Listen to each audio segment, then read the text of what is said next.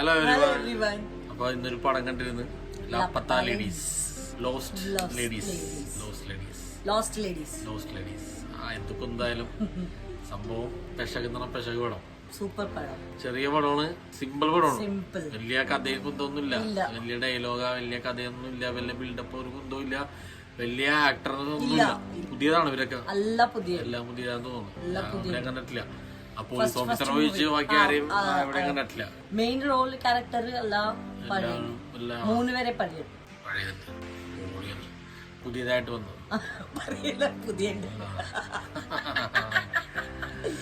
Main characters എല്ലാം പുതിയതാണ്. ബാക്കിയുള്ള സപ്പോർട്ടിങ് ക്യാരക്ടേഴ്സ് ഓക്കെ പഴയതും പുതിയതൊക്കെ ഉണ്ട്. പക്ഷെ മെയിൻ ആയിട്ട് വന്നതെല്ലാം പുതിയതാണ്. നമ്മുടെ അമീർ ഖാന്റെ കെട്ടിയോള് പിടിച്ച പടമാണ്. അമീർ ഖാൻ പ്രൊഡക്ഷൻ, അമീർ ഖാൻ പൈസ ഇറക്കി, കെട്ടിയോള് പിടിച്ച്. ഇത്രയുള്ളൂ. എന്തായാലും നല്ല കഥ അവർക്ക് എവിടെ നിന്ന് കിട്ടി. അത് നല്ല രീതിയിൽ തന്നെ പ്രസന്റ് ചെയ്തിട്ടുണ്ട്. അത് എഴുതിയതാരാണ്? എല്ലാരും അമീർ ഖാനെയും കിരൺ റാവനെ കുറിച്ച് മാത്രം പറയുള്ളൂ.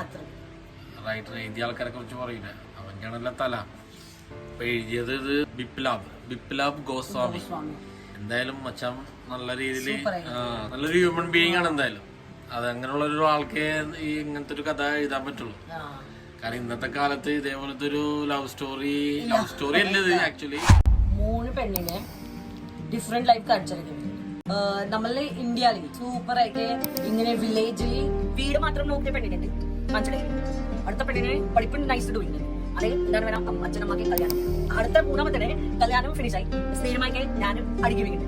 അതേ പെണ്ണി ഞാൻ അടിക്കും, എനിക്ക് സ്നേഹമില്ല, നിങ്ങൾമാരൊക്കെ സ്നേഹം മാത്രമുണ്ട്. പെണ്ണുമാരൊക്കെ പെണ്ണില്ല, പോയിമാരൊക്കെ ചക്കന്മാരൊക്കെ മാത്രം സ്നേഹം, ഞാനും വേണം അടിക്കും. അതെ ചക്കനെ വേണാനെ അടുത്ത പെണ്ണി സാത്തെ പെണ്ണിയോ നൈസ്, രണ്ടാമത്തെ പെണ്ണ് എല്ലാം സൂപ്പറായി നൈസ്. ഡെഫിനറ്റ്ലി ഇതില് 1 നോട്ടിന്റെ ഇത് എന്താണ്, പഠിപ്പ് മസ്റ്റ്.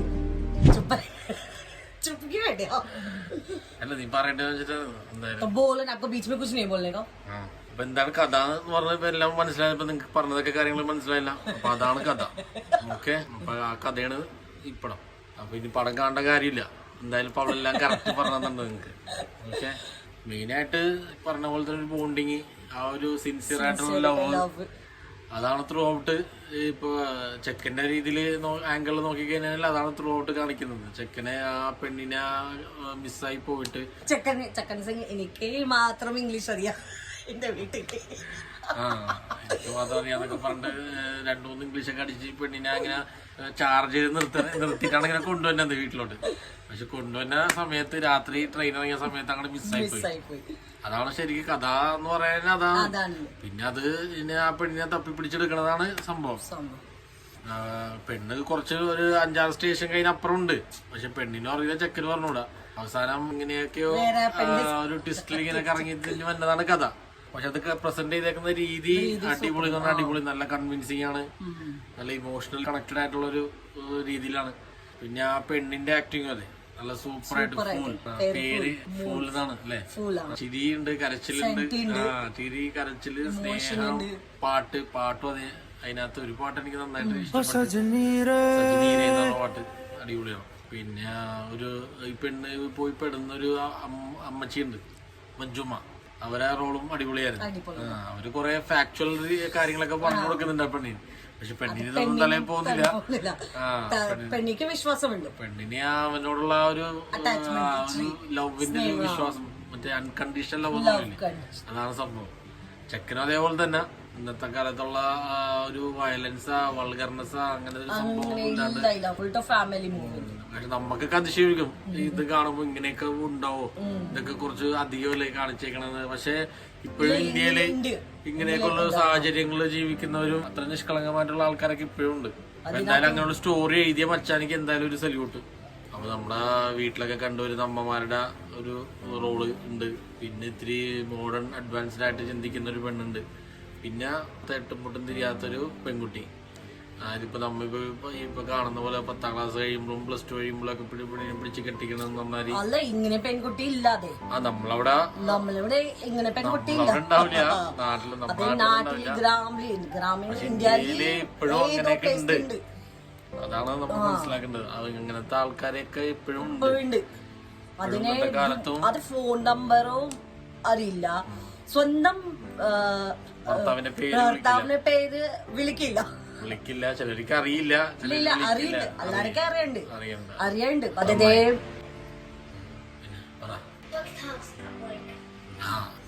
ദീപക്കാണ് ദീപക്കാണ് ആളുടെ പേര്. ഇതേ സമാജിൽ ഇതേ മെമ്പർ ഭർത്താവിന്റെ പേര് പറയൂല, അതേ മെമ്പർ പറയൂല പേര്. ആര് സ്വന്തം ഹസ്ബൻഡിനെ വീട് അറിയില്ല, വീടിന്റെ പേര്, ഗാവിന്റെ പേര് വീടറിയില്ല, നാടറിയില്ല, പേരറിയില്ല. കുക്കിംഗ് അറിയണ്ട്, അമ്മയമ്മക്ക് ഇങ്ങനെ പ്രസന്റ് ആക്കി എല്ലാം അറിയണ്ട്, ഭർത്താവ്ക്ക് ഇങ്ങനെ പ്രസന്റ് ആക്കി എല്ലാം അറിയണ്ട്. അതെ, ഭർത്താവിനെ അങ്ങനെ നോക്കണം, അമ്മായിയമ്മ അങ്ങനെ നോക്കണം, ഫാമിലിനെ ഇങ്ങനെ നോക്കണം, എല്ലാം അറിയണ്ട്. അല്ലാണ്ട് ബാക്കി ദുനിയാവിനെ കുറിച്ച് അറിയില്ല എന്താണ്, ഈ ലോകത്തിനെ കുറിച്ചൊന്നും അറിയില്ല എന്താണ്. വേറൊരു പെണ്ണിനെ എല്ലാം അറിയാം, അവർക്ക് എല്ലാവർക്കും കുറച്ചധികം അറിയാം. അങ്ങനത്തെ ഒരു ഇത്. പുഷ്പറാണി ആ പെൺകൊച്ചിന് പഠിക്കണം കൃഷി, ഓർഗാനിക് ഫാമിംഗ് പഠിക്കണം. ആദ്യം ഒരു ഷെയ്ഡി ടൈപ്പ് ക്യാരക്ടറാണ് നമുക്ക് കാണുന്നത്, ഭയങ്കര ഒരു കണ്ണിങ് ആയിട്ടുള്ളൊരു പേഴ്സണാലിറ്റിയാണ് കാണുന്നത്. പക്ഷെ എന്തായാലും നമ്മൊരു നെഗറ്റീവ് രീതിയിലാണ് നമുക്ക് തോന്നുന്നത്. പക്ഷെ പിന്നീട് ഇന്നസെൻസ് നമ്മൾ അറിയുന്നത്, അതിന്റെ സിൻസിയാരിറ്റി അല്ലെങ്കിൽ എന്താണ് ആ ക്യാരക്ടർ എന്നുള്ളത് അറിയുന്നത്. ആദ്യം നമുക്ക് കുറച്ച് ഹെയ്റ്റ് തോന്നുമെങ്കിലും പിന്നീട് നമുക്ക് അതിന്റെ മോട്ടീവ്, ഇന്റൻഷൻ നമുക്ക് അറിയുമ്പോ വേറെ ഒരു ഇതാണ്.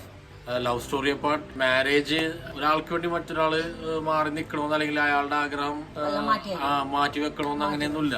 ഇതില് കാണിച്ചിടയ്ക്കുണ്ടാ സ്വന്തം അമ്മയമ്മ സ്വന്തം വേണ്ടി ഫുഡ് കുക്കില്ല. ഇപ്പൊ എന്തായാലും പെണ്ണിമാരൊക്കെ വേണ്ടി ഫുഡ് കുക്ക്. ശരിക്കും പറഞ്ഞാൽ നമ്മളുടെ വീട്ടിൽ നമ്മളുടെ അമ്മമാരും ഒക്കെ അത് ഭയങ്കര റിലേറ്റബിൾ ആയിട്ടുള്ള അത് തോന്നി. കാരണം നമ്മൾ ചെറുപ്പം മുതലേ കണ്ടത്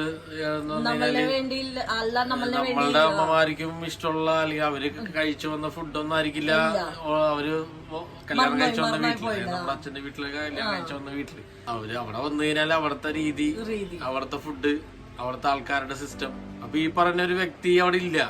അങ്ങനെ ഒരു വ്യക്തി ഇങ്ങനെ മായന് വർഷങ്ങൾ പോകുന്തോറും മായന് പോകണേ.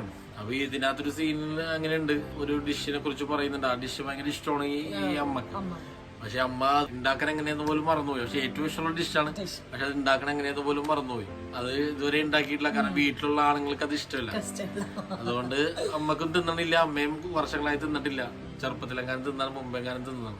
അപ്പൊ അതൊക്കെ തന്നെ നമ്മളുടെ വീട്ടിലെ അമ്മമാരുടെ അവസ്ഥ. അപ്പൊ അങ്ങനെയൊന്നും ആവരുത്. അപ്പൊ അങ്ങനെയൊക്കെയുള്ള ചിന്തിക്കാനുള്ള ഒരു ബോധം നമുക്ക് തരുന്നുണ്ട്. അങ്ങനെയൊക്കെ തന്നെ ആവണം, അല്ലെങ്കിൽ അങ്ങനെയൊക്കെയാണ് ലൈഫ്.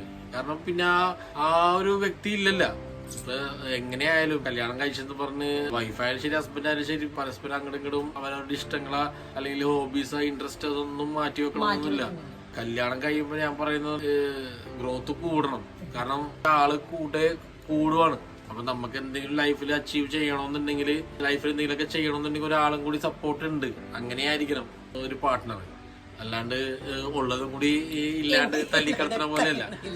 അത് ടോട്ടലി റോങ് പരിപാടിയാണ്.